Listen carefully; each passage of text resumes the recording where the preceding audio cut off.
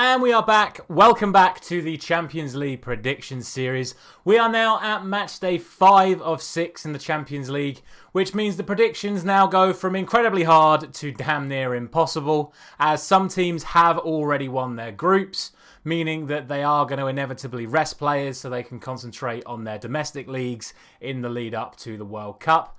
Thankfully, that is not the case for any of the teams in tonight's games. That is going to be the case for 2 of the groups tomorrow, and let's just say, thank goodness, we're not doing a Europa League and Europa Conference League prediction series because it's happened in an awful lot of those as well. Let's just get into our usual process. Drop a like if you're enjoying this series, and let's cast your minds back a couple of weeks for Matchday 4's Day 2 results. And these were the games, these were the predictions that I went for, and these were the results. The standouts, most likely, obviously, that's 7-1 for Liverpool, which looked like it had started to turn a corner for them, although it did start falling apart for them this week. Bruges, yet again, upsetting the odds with a great result away at Atletico, and that bizarre handball from Sporting Lisbon, meaning that Marseille were able to get the win against the 10 men.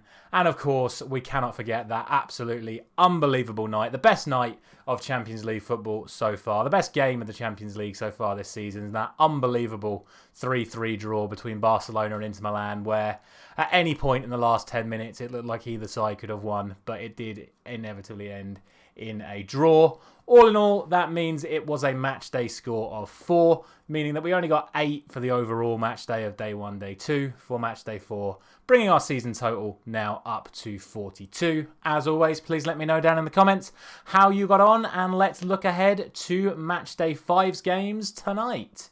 And we start with one of the 2 early kickoffs. It is Salzburg up against Chelsea.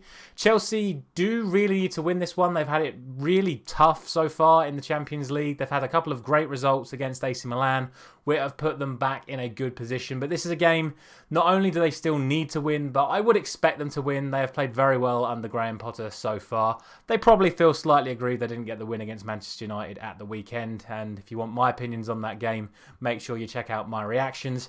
I'm going to go for a 2-0 win to Chelsea in this one. The way that they've played recently, I don't really see Salzburg causing them too many defensive issues, and I would expect Chelsea's attack to be too much the other way. The other game in the group is another really tight one to call between Dynamo and AC Milan. Dynamo's home record has been fantastic so far this season.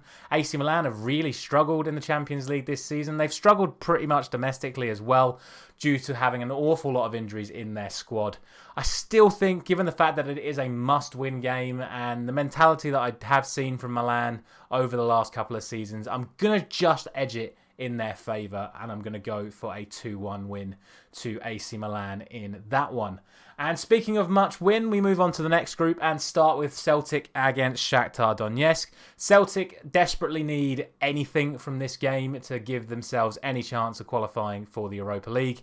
They did get the draw in the away leg against Shakhtar, so there is half a chance for them.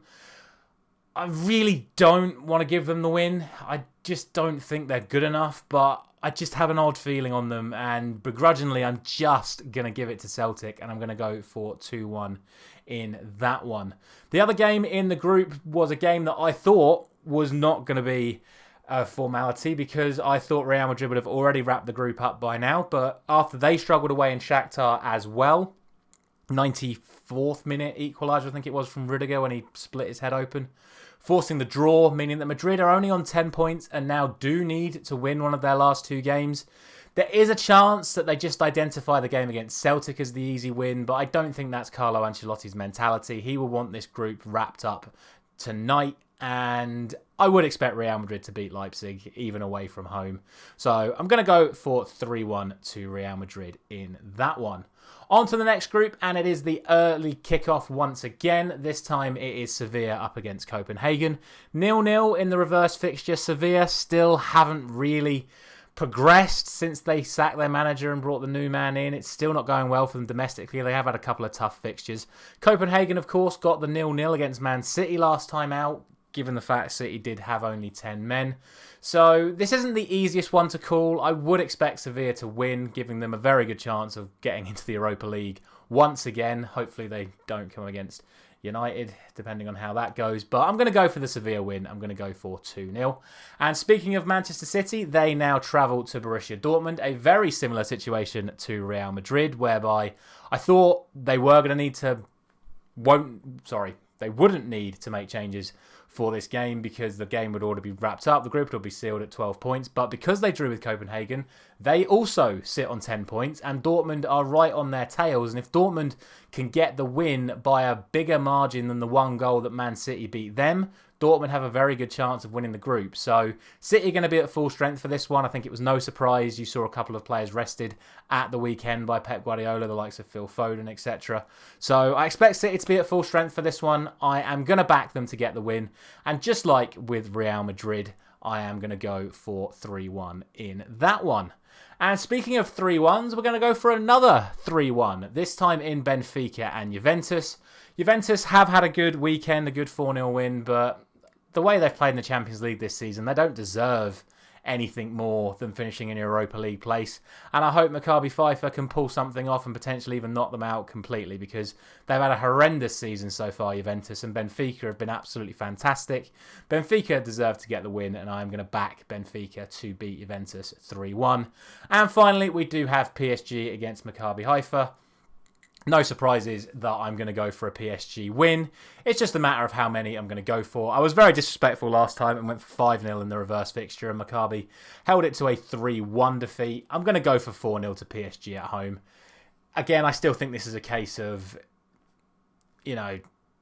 how many? And I'm going to go for 4. If it's more, then fair play to PSG. Hopefully, for Maccabi's sake, it's not. But that is going to be the end of today's video. As always, all of these games will be available for you in the description, allowing you to copy and paste them down into the comment section so you can let me know what you think is going to happen.